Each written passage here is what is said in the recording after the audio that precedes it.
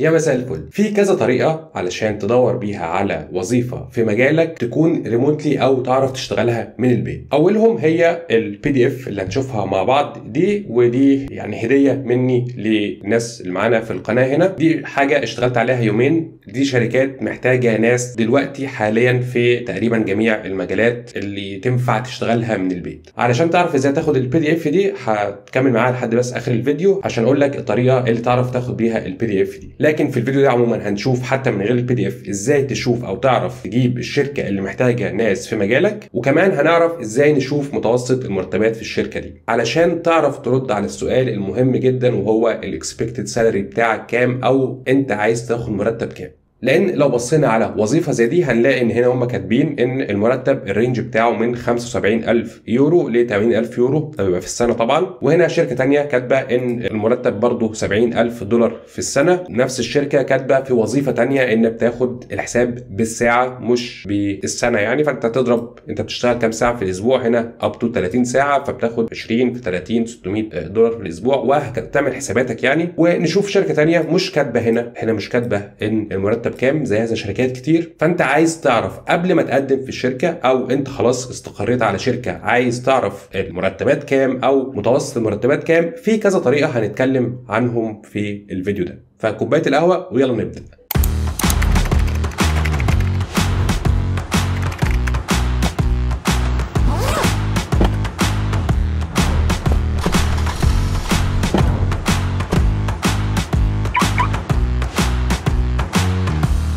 لو انت جديد في القناه فانا احمد نجدي، انا شغال ريموتلي او من البيت من 2014. وبعد زياده الدولار الاخيره انا قررت ان انا هعمل فيديوهات تعلم الناس ان ازاي تشتغل او تدور على وظائف ريموتلي او تشتغل من البيت وتقبض الدولار، بحيث ان الموضوع يبقى مفيد للكل. زي ما قلت في الفيديو اللي فات ان انا لما اتسالت السؤال الاكسبكتد سالري بتاعك كام في الشركه اللي انا اشتغلت فيها قبل كده، قلت رقم ملوش علاقه بالواقع، وكنت ساعتها اي حاجه تيجي بالدولار وخلاص. واكتشفت بعد كده ان هم بيدوا مرتبات اعلى من اللي انا كنت طالبه، وطبعا انا ما خدتش اللي انا قلت عايزه لان هو كان قليل جدا، فهم ادوني مرتب اعلى بكتير، ولكن ادوني الليميت الاقل. فانت في كل وظيفه هتروح تقدم فيها اللي هو مش كاتبين السالري بتاعها، بيبقى في الوظيفه دي في رينج او في مثلا حد ادنى او حد اعلى. فانت لو ما قلتش او قلت حاجه اقل هيدوا لك الحد الادنى، لكن لو انت عارف وداخل الشركه عارف السالري رينج تقدر تطلب الحد الاعلى من او اللي هم بيدوه في الوظيفه دي. فدي حاجه تفرق معاك. لو فرقت معاك $100 انت برضو المستفيد، اضرب 100 في 30 وهكذا. فدي كلها حاجات بتفيدك وانت جاي تشتغل ريموتلي. طيب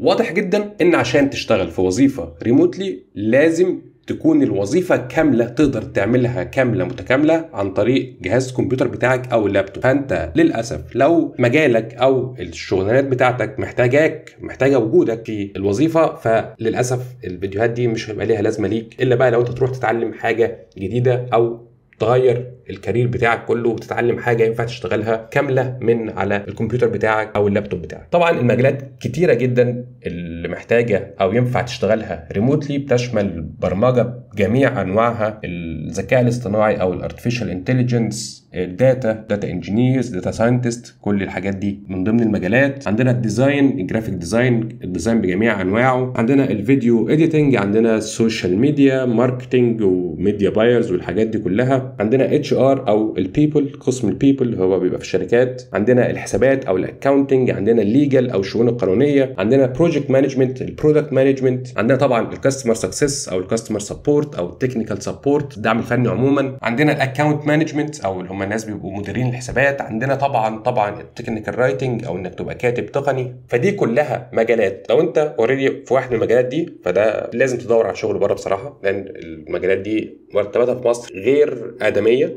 او غير طبيعيه. او لو انت مش في المجالات دي تقدر تشوف مجال منهم او الحاجه اللي انت تحبها وتبدا تشتغل فيها على نفسك من دلوقتي. طيب انت يا سيدي هنفترض انك انت في شغلانتك او وظيفتك الحاليه في مجال من المجالات دي، ازاي تلاقي الشركه اللي تشتغل فيها ريموتلي او من البيت؟ السؤال ده اجابته بتختلف في كل مجال. مفاجاه صح؟ طيب خلينا ناخدها واحده واحده. انت دلوقتي لو بصيت على حاجه زي الاتش ار ده جميع الشركات فيها قسم بيبل او قسم الاتش ار. ففي مجالات بتصلح لجميع الشركات: الحسابات، الاكاونتنج، الليجل او الشؤون القانونيه، الاتش ار، الماركتنج اللي بعض الاستثناءات. لكن لو بصينا مثلا على مجال زي الووردبريس، مطور برمجي يعني، لو في ناس بتشوف الفيديو ما تعرفش يعني ايه ووردبريس، ده ما يصلحش في كل المجالات او ما يصلحش في كل الشركات. فده ليه طريقه علشان يدور بيها على الشغل، والاتش ار ليه طريقه تانية خالص يدور بيها على الشغل. فلو انت مجالك مخصص قوي، لو انت مجالك زي انا هقول مثال في اللي انا فاهمه،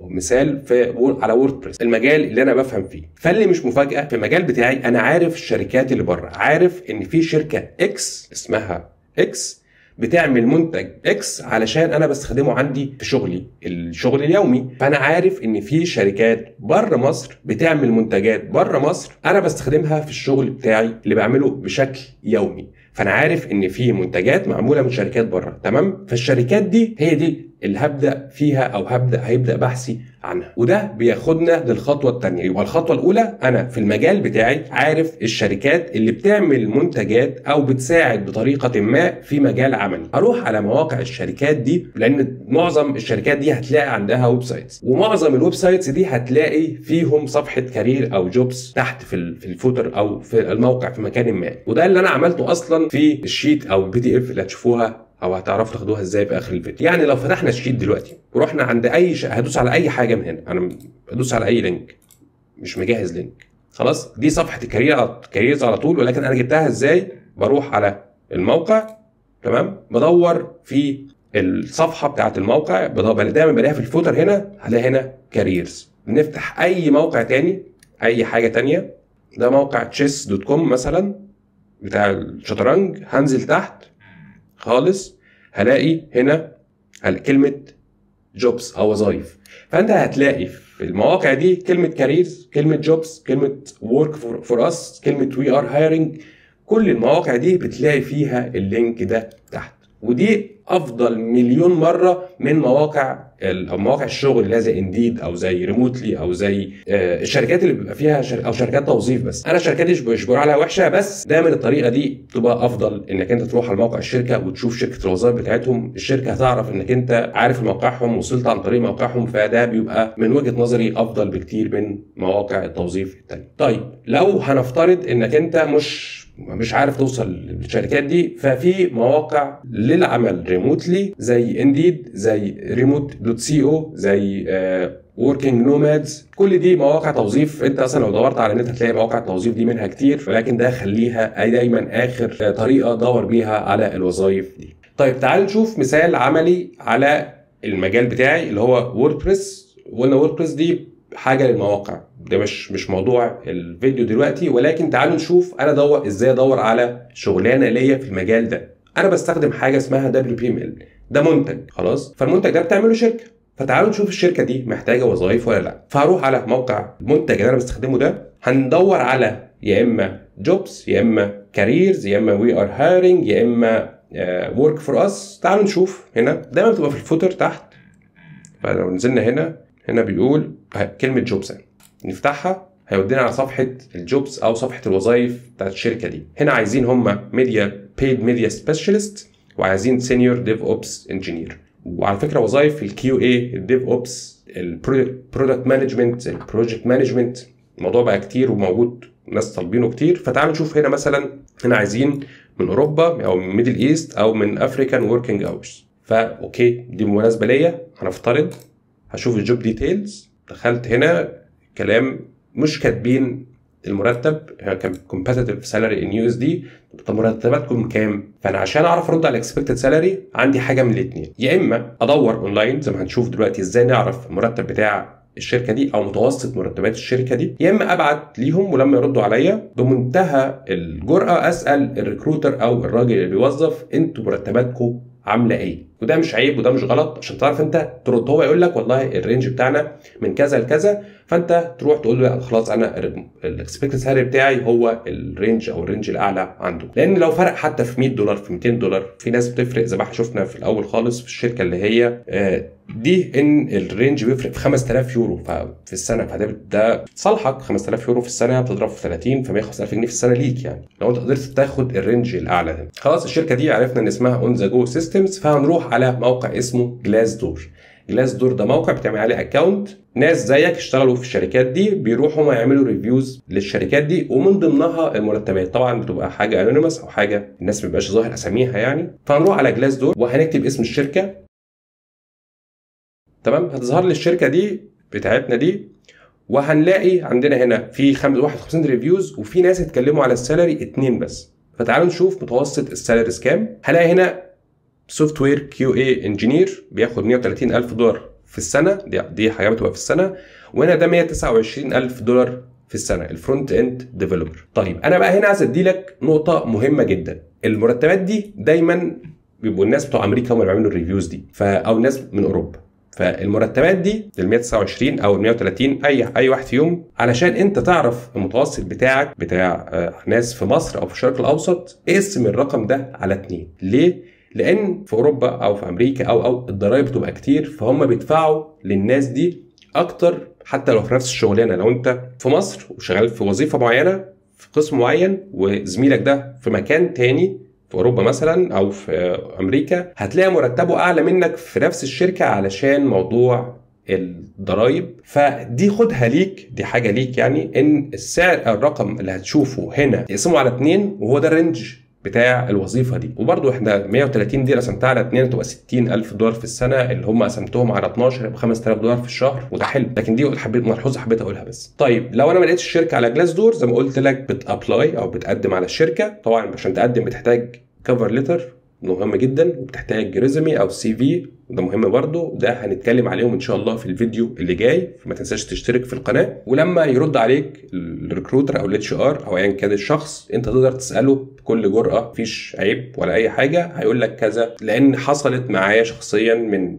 ناس تواصلوا معايا على لينكد ان وطلع المرتب بعيد جدا، عشان هم كانوا بيصطادوا الناس المصريين يعني. فقلت له لا والله مش هينفع. فده حقك طبعا قبل ما تكمل في الانترفيو، في الاخر خالص تلاقي نفسك بيقول لك مرتب مش عاجبك. فهم دول الطريقتين اللي تعرف بيهم المرتب ازاي. طيب زي ما قلت لك او زي ما وعدت، انت في شيت اشتغلت عليه والله يجي يومين، فعملت فيه شركات كتيره جدا طالبين ناس دلوقتي، وطالبين ناس من الشرق الاوسط او من مصر، او يعني من الشركات اللي تنفع لينا. لان في شركات كتير تطلب حتى لو شغل ريموتلي ناس من اماكن معينه، من كندا، من يونايتد ستيتس، او من امريكا، او من اوروبا. لكن انا جمعت الشركات اللي عايزين ناس من اي حته، انكلودنج احنا مصر او الشرق الاوسط. وده في فوق ال 80 او فوق ال 90 شركه. تروح على اي شركه فيهم هتلاقي، لو انت تعرف شركه منهم في مجال من مجالاتك قدم فيها، لو مفيش تقدر تفتح الشركات دي، هتلاقي الوظائف، وهتلاقي شركات كاتبه مرتبات وشركات كاتبه مش كاتبه مرتبات، في وظائف كتير يعني. نفتح اي واحده من دول، اي واحده ادوس، مش كده ادوس عليها وخلاص. اهو مثلا